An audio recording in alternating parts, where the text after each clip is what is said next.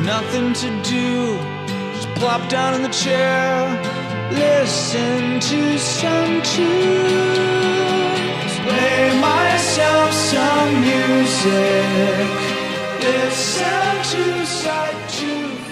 Welcome to a new interview with prolific music man R. Stevie Moore. This is one very busy cat that has been at music for decades. He's known for his Cassette Club and being a dedicated musician, giving fans the best of his unique approach to not only music, but to living. Most recently, he's been busy promoting his newest album, Make It Be, with former Jellyfish member and power pop underground hero, Jason Falkner. This album is 5 years in the making, and Stevie is about 65 years in the making himself. So get hip to this new project and plan on seeing him at the 2017 South by Southwest Extravaganza in Austin, Texas. So get to know Stevie a little bit and dig this interview, my friends. Man, hey, thank you for taking a minute out for me. It's really an honor to speak with you. I appreciate it. Yeah, thank you for the interest. What a day this is. This is the birth of my child. I love it. The album. It's 5 years in the making. A lot of people don't know that. And in some ways, it doesn't even matter. It's interesting in my long career that a 5-year-old project is a brand spanking new release. I've never had anything quite this big either, as far as it's almost major label, dare I say it, which is kind of a curse, but not really. I mean, bar none is great. Longtime friends of mine. But it's just, the buzz is huge, and I just can't keep up with it, with the social media and the oversaturation of promotion. That's what it's all about. And yet, you can really turn people off with that. Advertisement, spam. I have fun with it. And it kind of goes against my DIY underground thing, but it's also fantastic because I'm looking for fame and fortune. Yeah, right. Yeah, so it plays into it. I mean, the beauty of it is that you're so prolific. Jason's so prolific. You guys are both kind of underground kings, so to speak. So why not come together in some Wonder Twin power and just come up with a marvelous creation, which is what this is, and promote the hell out of it? Yeah, thank you. I'm trying to adjust as far as, oversaturation or undersaturation, and there's a lot of pressure, which causes lots of stress. And there's a long personal story about this too. I've been having some severe health issues come up just as my career starts taking off. I had to quit touring. I was doing global tours for 3 or 4 years and just had to stop. I have some bad arthritis and semi-disabled almost, and yet my head's in it. And I'm still the teenage rocker, so it's just like I got to go to the end, carry me to my grave kind of thing. It's just strange, like I said, and even the Jason thing is interesting because he's been working his tail off for decades, lots of frustration, and he's got a nice cushy thing, working with Beck. And he's used to that kind of thing, and McCartney and all the things, but he's still down to earth with me, and he's loving all this attention because it's a different kind of attention. It's not like power pop stuff, In fact, a lot of his diehard fans are going to be scratching their head at this record because it is kind of weird and left field and all that, That's his gig, though. With Daniel Johnston, he did kind of the same kind. Exactly. Yeah, and that's the beauty of Jason is that really, at the end of the day, what I see you guys doing and what I see him doing is he's merging the worlds of that old Jellyfish solo stuff that he did with pure art. It's almost kind of like Bukowski meets the Beatles, so to speak. There's a real, there's a real melding of art that's coming in here, and I think there's something beautiful about that. I think that's why when I heard this album for the first time, I thought, wow, this is a departure from what I'm used to. But going with who you are and what your vibe is and his vibe, it's the more you listen to it, the more it just makes sense. It's like a good peanut butter and jelly sandwich. It just tastes better each time you bite into it. Yeah, very cool. I appreciate that. So what I want to do, first of all, before we start anything off here, I want to ask you this. Why the hell has David Letterman ripped off your style and your look? No comment. Beard rock. I'm so sick of hearing about. I'm constantly called, "Hey, Santa Claus, Merry Christmas." Stop it. Aristotle and Plato had beards. Yeah. And ZZ Top. Don't call me that either. We are mountain men. Whatever. You know, is facial hair all that important? I mean, even Jason has his own little cool style. Yeah. You know, he doesn't shave, but it's like, what is that? You know, it's a little peach fuzz kind of thing. Whatever, who cares? You know. Yeah, I'm interested into how you and Jason hooked up and the beginnings leading up to this album. Nothing really remarkable. We were mutual admiration society. I was a huge Jellyfish fan. You know, I go way back. Naturally, I'm 65 years old, so I've been like following closely all kinds of music, power pop, whatever. You know, music historian, record collector, until I'm blue in the face. So it's like, you know, it was natural that Jellyfish was very cool, and the Grays was even cooler. You know. And I don't find myself listening to Jellyfish like I kind of wish I did. I don't know why, if it's Andy's voice or whatever. I mean, I was inundated with when the MTV stuff was happening, and I loved it to death, you know, and I was a big collector, and then it kind of just fell apart, and I'm not sure how I feel about Spilt Milk. I know it's a masterpiece, you know, and it's totally bombastic, and it's, you know, grandiose, but I think the story goes is that another strange irony, Tim Burgess of the Charlatans is the guy that turned Jason Falkner onto my music. Long before I got close with Tim, because Tim reached out to me later on in the past like 4 or 5 years, being in Britain. But I mean, he was in L.A. for a while, and I guess was close with Jason. So Jason turned him onto one of my records, and that was kind of what. So me and Jason were in touch through the mails, and we're trading, you know, fanboy packages. He was sending me rare handwritten stuff. I couldn't believe my luck. You know, it was great. And of course, I was sending him my records, you know, and CDs. This is in the 2000s.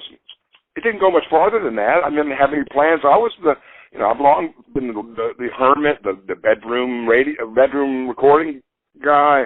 Never hardly performed at all over the years. I guess, you know, maybe my story, I'm born and raised in Nashville, but I split for New Jersey for 33 years in 78 up until 2010, and hardly performed then even. I was 12 miles from the Lincoln Tunnel, but I just wasn't big on performing. I had no band. I did some solo things. They were kind of fun, but late 90s. And then when I moved back to Nashville in 2010, and all of a sudden, a friend in New York, a young film student, was trying to start a documentary on me before I moved back here, and then suddenly he had some friends in Brooklyn that were flipping out at my music, and they put a backing band together for me, and asked me if I'd like to go on tour, and I said, you got to be nuts, you know. I don't tour. I don't know how to do that. I can't afford to, blah, blah, blah. Anyway, we did it.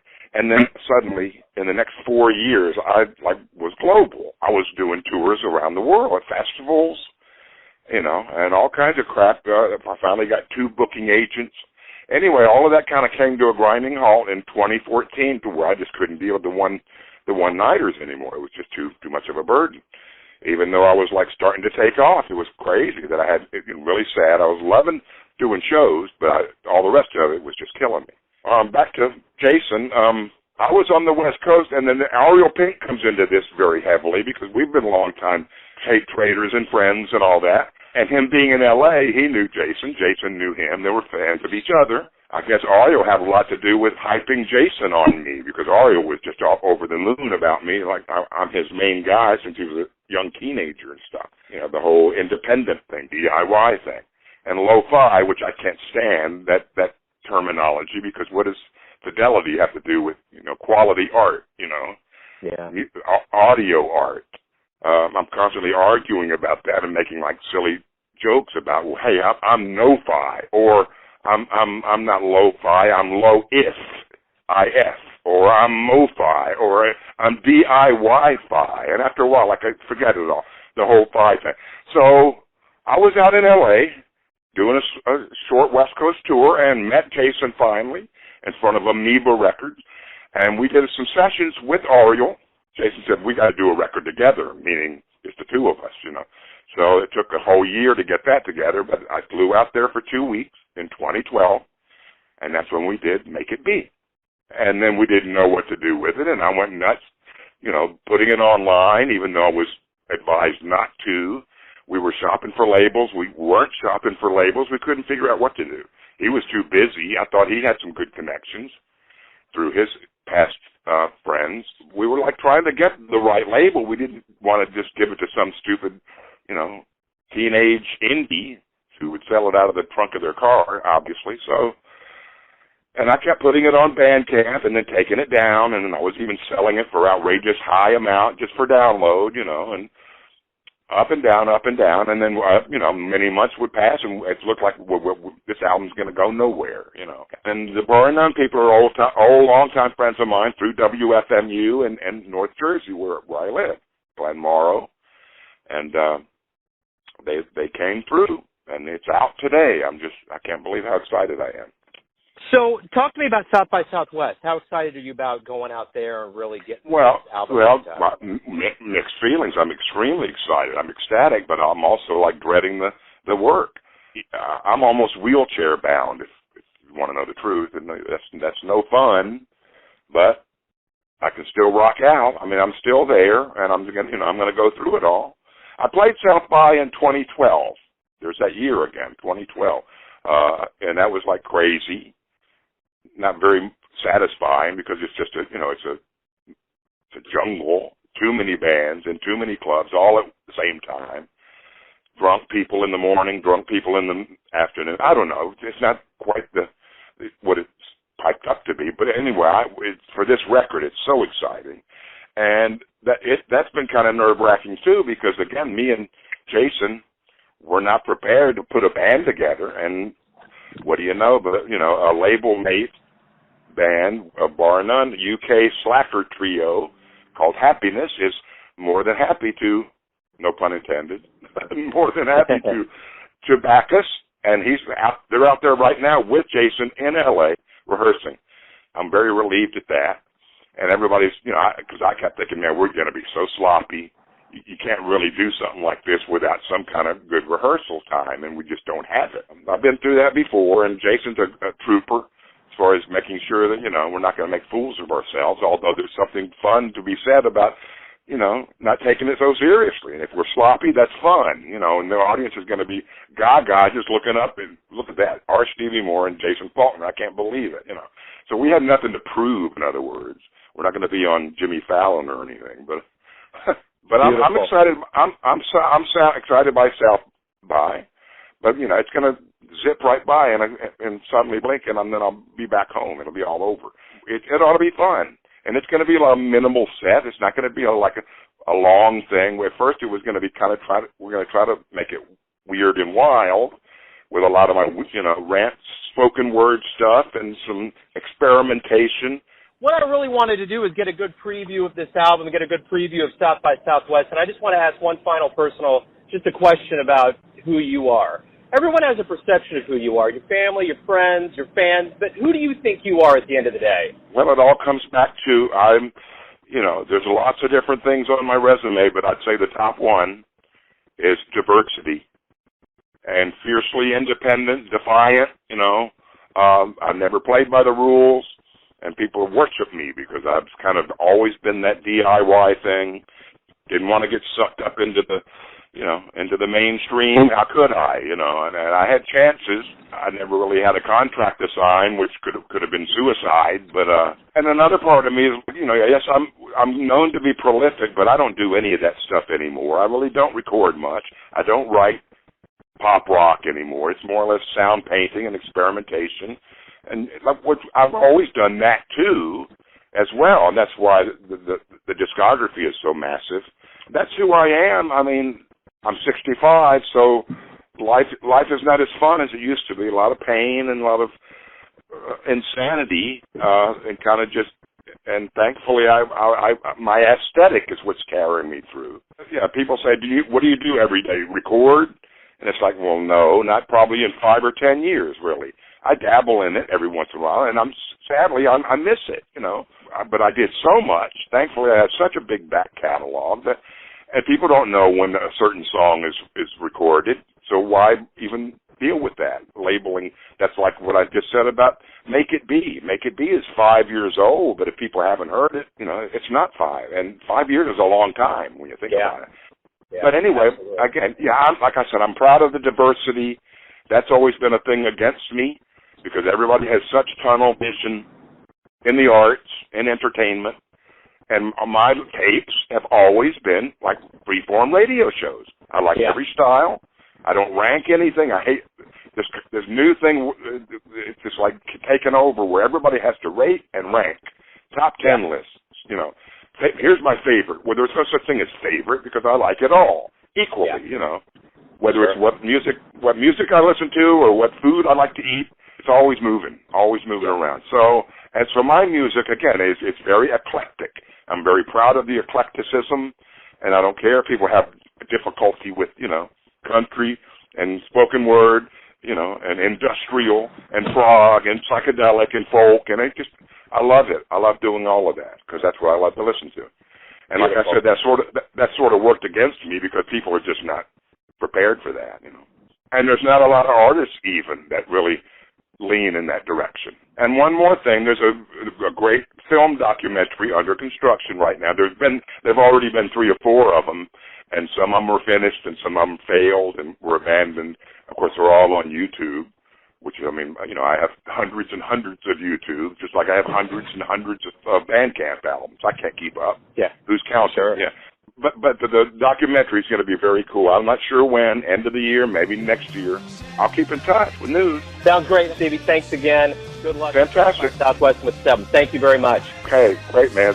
Bye-bye. Thanks for listening and tuning in to yet another interview where we give you a bit of insight into the finest cats in New York, Kansas City, Nashville, and spots all over the globe giving fans quality music. And thanks to our Stevie Moore for his time, his stories, and all of that eternal cool. If you want to hear more interviews, go to Famous Interviews with Joe Domino on the iTunes Store, or you can visit neonjazz at youtube.com. And for everything music and jazz, go to the neonjazz.blogspot.com. Until next time, enjoy the music, my friends. Silence makes me